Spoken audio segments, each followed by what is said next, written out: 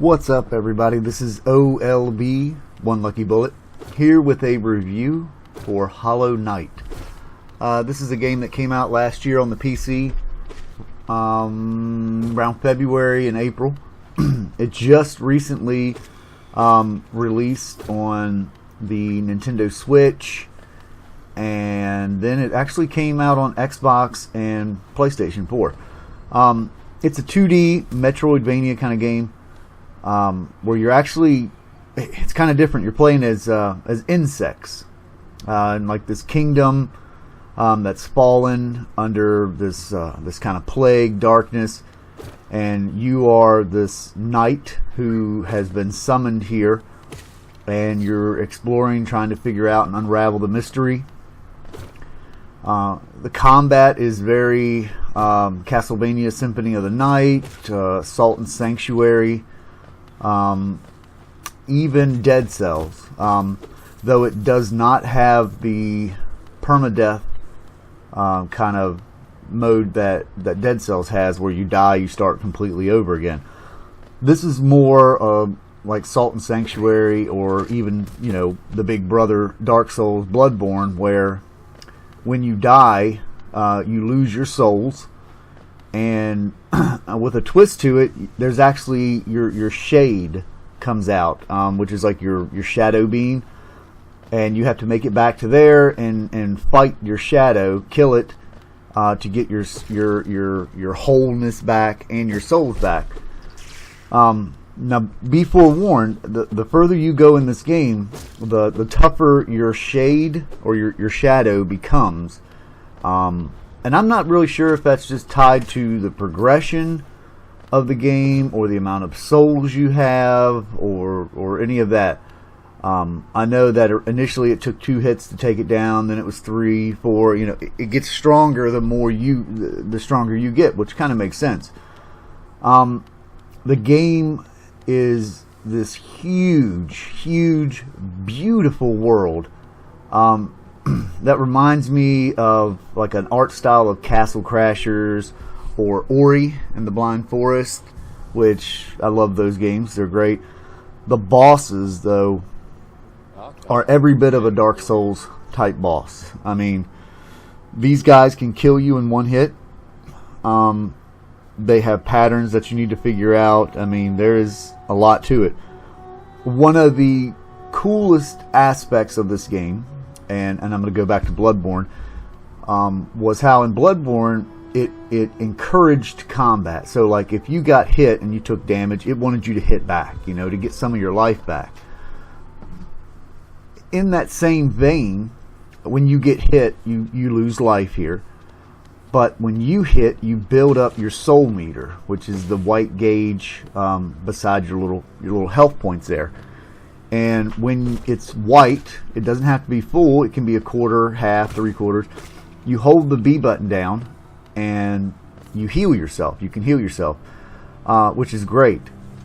If you just tap the B button, you can shoot out a kind of black or white energy force field, kind of blast like a Hadouken from Street Fighter.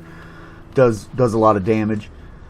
You get a lot of things through the game. Charms is what they're called, and you can unlock more slots to equip more charms, and they all serve a variety of purposes, whether it's just the compass that pinpoints your exact location on the map, or it provides a shell around you when you're trying to heal yourself. There's another one that makes it where you don't move when you swing your nail, which is kind of funny. That's your sword in this game, because your bugs is a nail. You're fighting with a nail, and you can actually power your nail up. Later on in the game, you'll come across the Nail Master. He'll teach you a bunch of different fighting arts. You can undertake some different quests to get, you know, even stronger or better weapon. The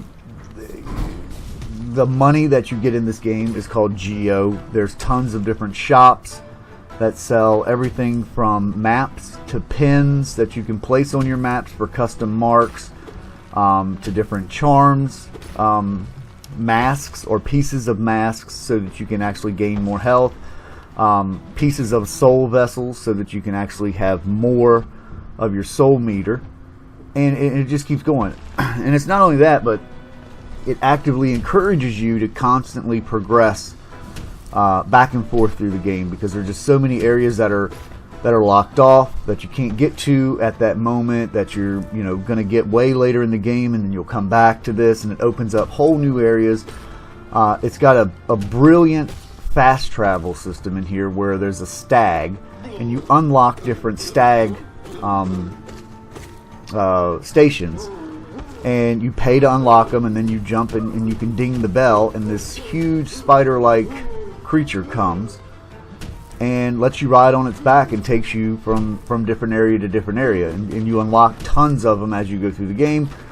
The game takes the bonfire element of Souls or the Lantern of Bloodborne, but they're benches, resting spots in this game where you can just rest, and that's the only way to update your map, because you initially start off, you have to find Cornifor, which is the map maker.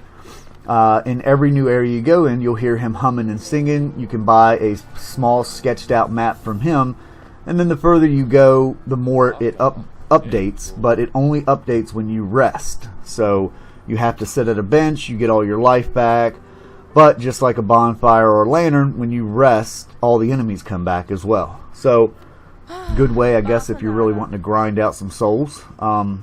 It's not bad. The game has 5 different endings depending on what you do, because this is the complete edition that has all the DLC with it.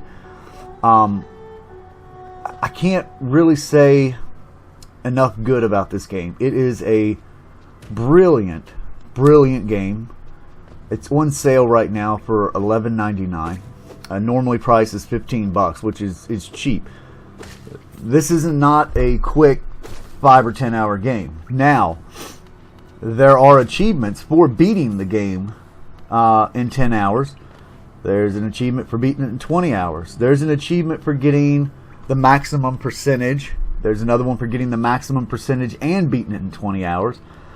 There's, another one called Steel Mode, where it's basically you start over again and it's way harder. You've got the trials that you can do. You've got the dark versions of the bosses that you can go back and fight. Tons and just tons of content is packed into this neat little game. The download size for this game was 8 gigs on my Xbox One X, which to me isn't very much at all. It could, I was expecting it to be a little bit more, considering how, artsy it is, how fluid it is. It moves super fast. No slowdown, no lag at all. We've had a lot of these metroidvania games come out in the last few months, everywhere from Chasm to Dead Cells to this, and I gotta say, I'm a big fan of Dead Cells. I'm a big fan of Salt and Sanctuary. I like Chasm. It needed a lot of work, but it was a good game. This is my favorite above all of them. This game is damn near perfect. I really, honestly don't see... I can't say that there's anything wrong. I mean, the combat is super fast and brutal.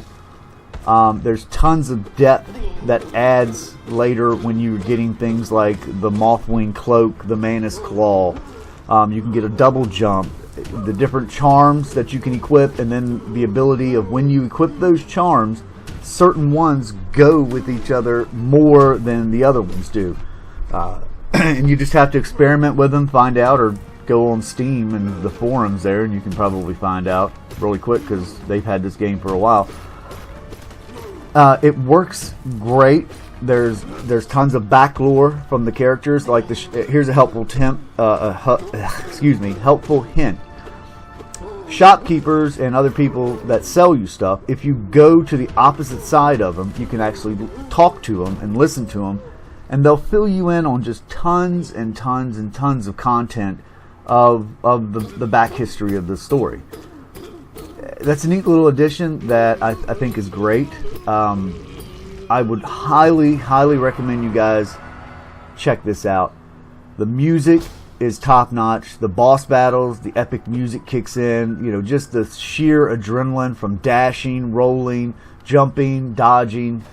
You know, figuring out these boss patterns and their moves. I didn't show too many of the bosses later in the game because I didn't want to ruin this for people. You know, the first few bosses you've seen me fight, those are early in the game. There's a couple others I didn't. You know, they were the very first boss is probably one of the most boring bosses. The first night, I liked that battle. He was pretty easy to figure out what he's doing. He did kill me once, but you know, hey, it's my fault. I got a little cocky and overzealous, and got my butt handed to me for it. Later, you know, you're fighting another knight that's on a similar mission to you. Her name's Hornet.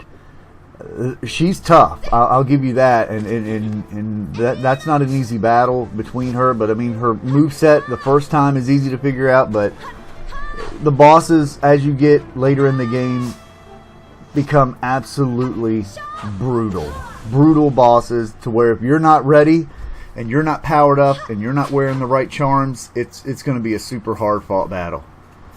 But let me know what you guys think. Leave me a comment down below. I ask all the time, but you know, hey, make sure you hit that like button, hit that subscribe button. You know, it doesn't hurt, doesn't cost anything. Definitely check it out. I post a lot of content lately, and I'm trying to get more and more into it. So do me a favor, hit that subscribe button. Let me know your thoughts on that. What can I do to improve, or what games would you like to see? Thanks for all your feedback. Thanks for your support. We'll catch you on the next one.